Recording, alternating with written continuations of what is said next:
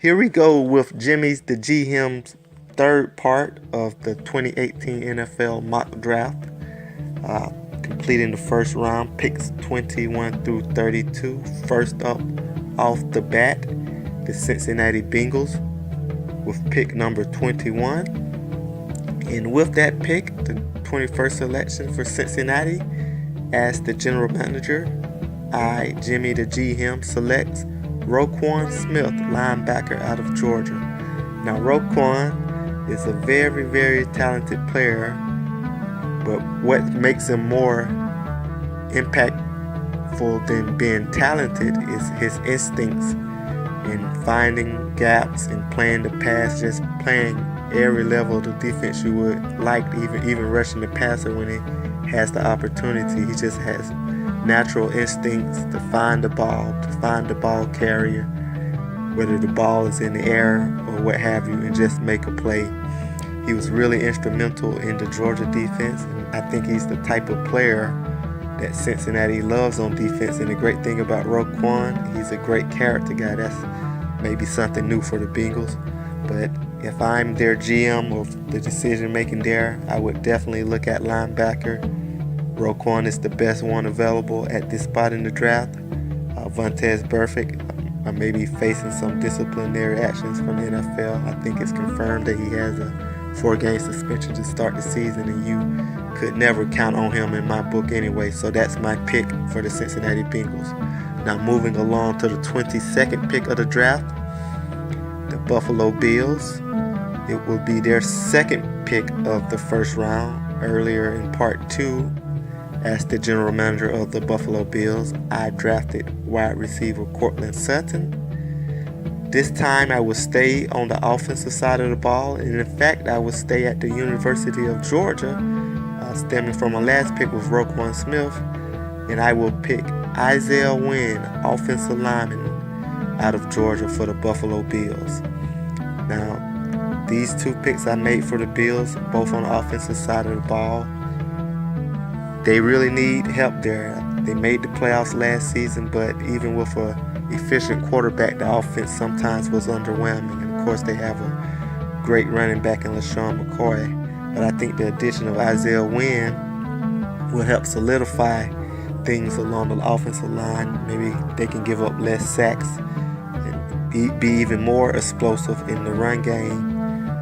I know they've suffered some losses there on the offensive line as well. So just something that is another need for the Buffalo Bills, and just happened to be the perfect player, Isaiah Wynn, right there to compete for a spot at guard or even right tackle.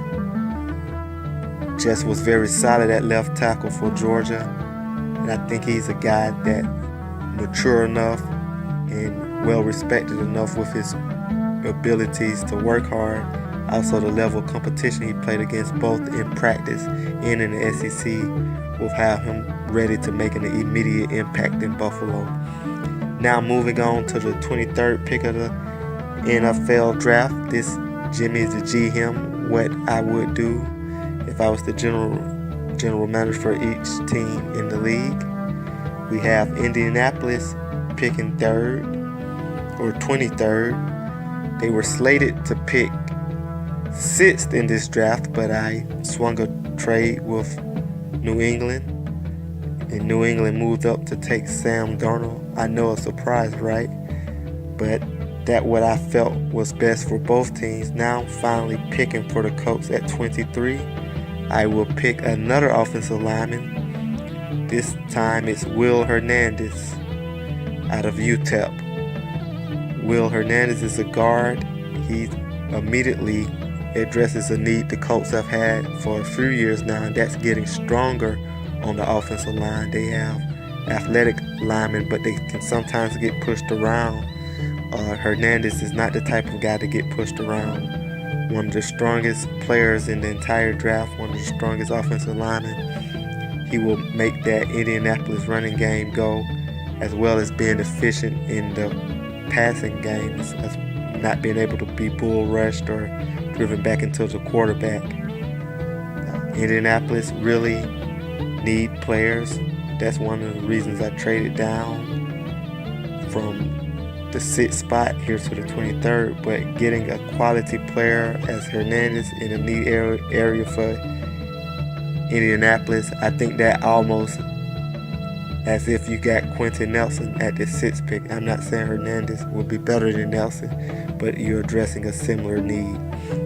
Now, Carolina is up next at 24, and with the 24th selection, as the general manager of the Carolina Panthers, I, Jimmy the GM, selects Josh Jackson, cornerback out of Iowa.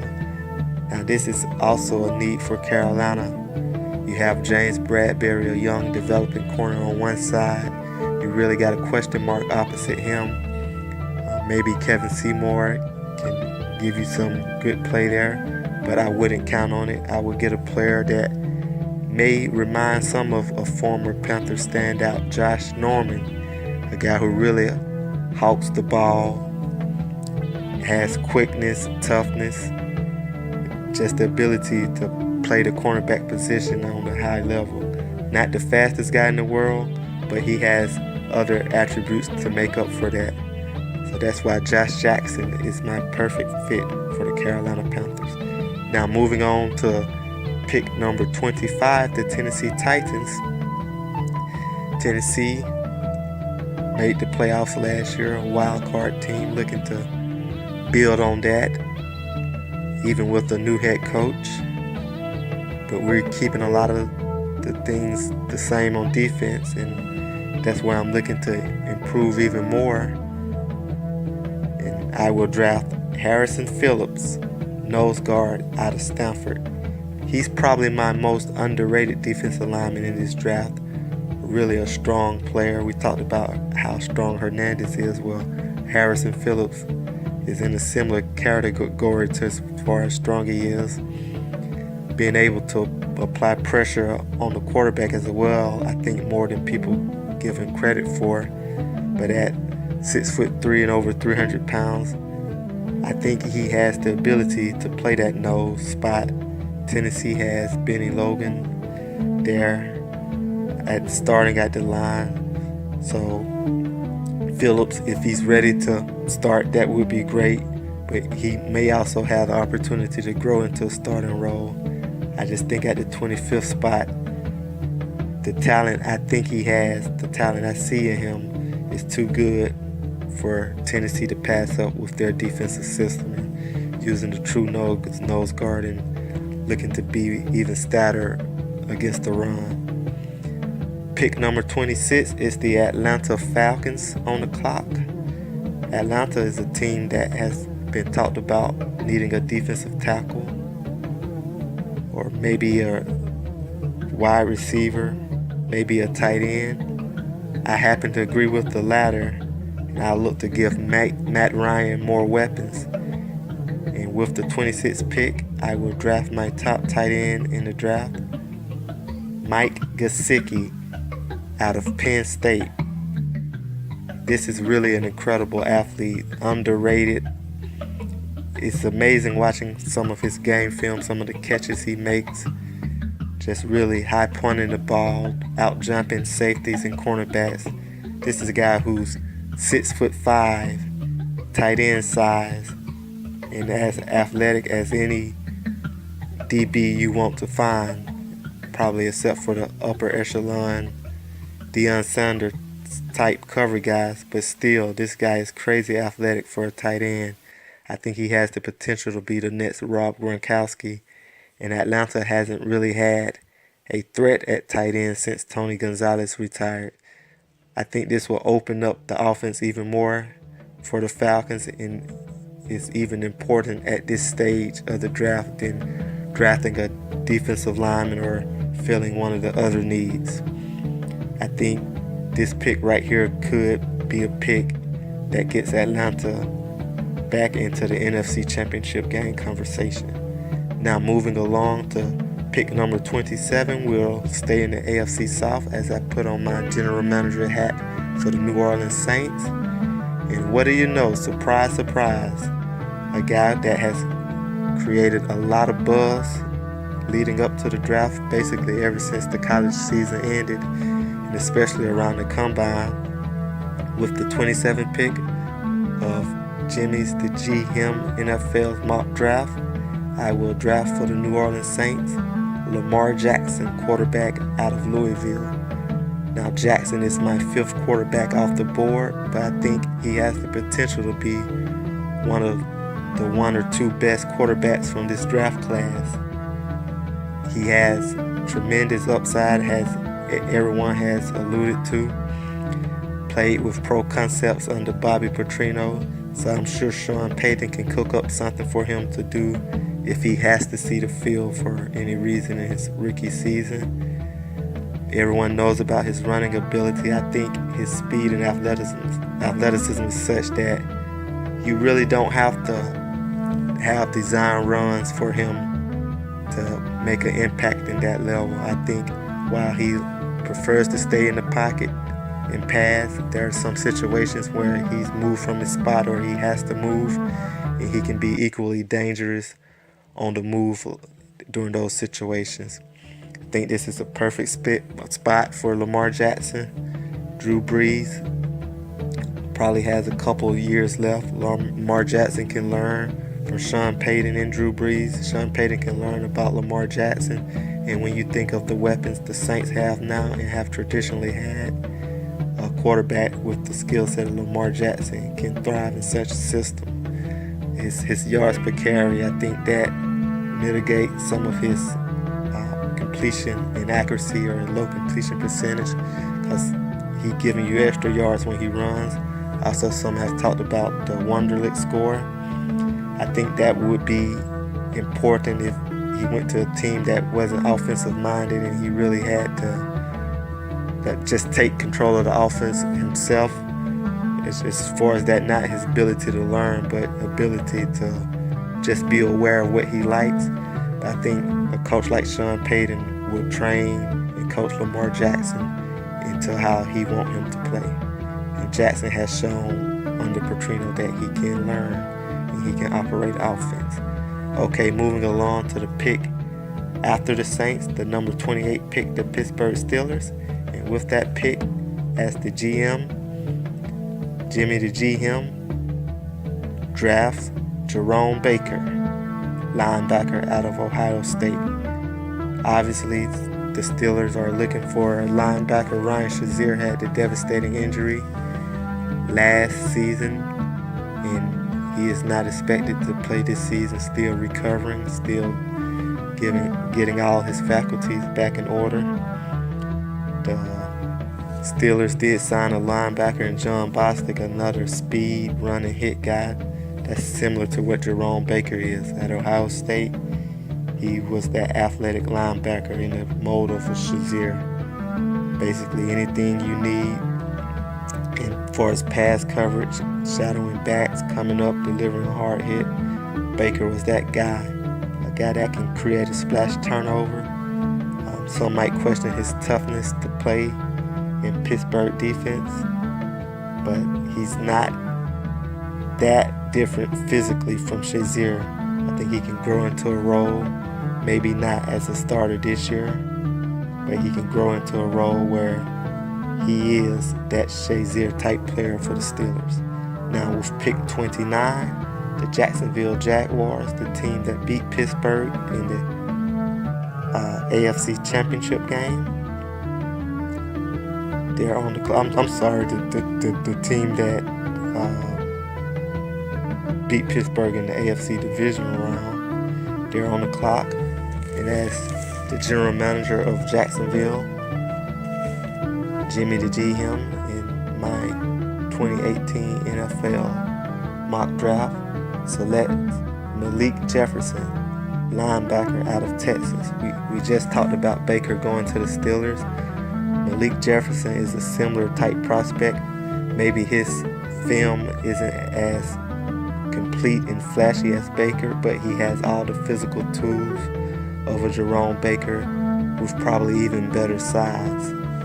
A guy that really made an impact his last season at Texas.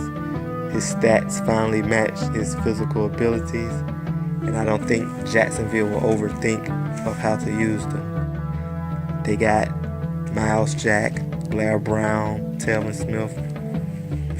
Good 3 linebackers right there who are athletic. Throw Malik Jefferson in the midst and shake it up. You'll have a starting 3, and you'll have a good 4th linebacker as well, who all can do some of the same things as far as run and hit. Jacksonville may also look in the secondary, but right here with this pick, I think Malik Jefferson is the best value, although I do like some linebackers later in the draft. I like even more slot cornerbacks or nickel and dime cornerbacks later, so I take the linebacker right here. Now, with the 30th pick of Jimmy's the GM NFL mock draft, the Minnesota Vikings are on the clock, and as the general manager of Minnesota, I select Bryan O'Neal, tackle out of Pittsburgh. Bryan O'Neal is an athletic tackle that's tall and tough, very gritty. He can step in day one, I believe, and be the starter at right tackle for the Vikings should they need it. Mike Remmers, he's been a guy that's played well at times, but that offensive line sort of showed its true colors. I wouldn't say it's true colors, but they sort of faltered toward the end of the last year. That was one big reason why the Vikings were blown out in the NFC Championship game against the Eagles. I think Bryan O'Neal at least gives depth and also the possibility to start. He's tall, and a lot of tall offensive linemen, sometimes they're stronger than their test numbers indicate, because it's difficult for taller guys to do the bench. But I think he's a very good player, may even help some at guard over time, but I think he's an athletic tackle that can be ready to play from day one. Moving along to the New England Patriots, pick number 31. And with pick number 31 for New England, I select Taven Bryan, defensive tackle out of Florida. Now this is a guy right here who's athletic in his own right. Probably his best football is ahead of him. He can be polarizing at times because of that. He didn't put everything together in college, and maybe you're drafting on upside. But New England usually doesn't see this type of talent still on the board when they are picking. So I think they will jump on a defensive lineman with the skill set of Bryant, just his explosiveness, his ability to get in the backfield combined with his size and his strength. You look at what the Patriots have done on the defensive line recently, acquiring Danny Shelton from Cleveland, also drafting Malcolm Brown, who slid to them a couple of years back. This type of player right here is in that ilk, a player who physical ability said he can be drafted in the top half of the first round. I think this is too good to pass up. I'm going to give Bill and the boys another weapon to use as they try to keep this dynasty going. So that's my pick for the New England Patriots. And now finally, the last pick of Jimmy's the GM NFL Mock Draft 2018 edition. The third and final part of that edition. The Philadelphia Eagles, Super Bowl champions, are on the clock. And that's the general manager of the Philadelphia Eagles. I draft Kolton Miller, tackle out of UCLA. Athleticism has been a theme in this part 3 of the NFL mock draft, from Jimmy to GM, me telling you what I would do as general manager for each team. And Miller is a fitting guy to round out the selections, as he's probably the most athletic tackle in the draft. His problems has been his strength, being susceptible to bull rush and sometimes getting blown by defensive ends. If I'm the general manager of any team, the least of my concern for that being his problem would be Philadelphia. The Eagles have a history of drafting athletic tackles. Got Jason Peters, Lane Johnson. Peters started out as a tight end even. So I get a Kolton Miller. Maybe one day he can take over for Peters and just be a nice bookend with Lane Johnson. I trust my coaches to develop him, and I think he will fit our system. So there you have it. That's it. The conclusion of Jimmy's the GM NFL Mock Draft 2018 edition. That's it. It's a wrap.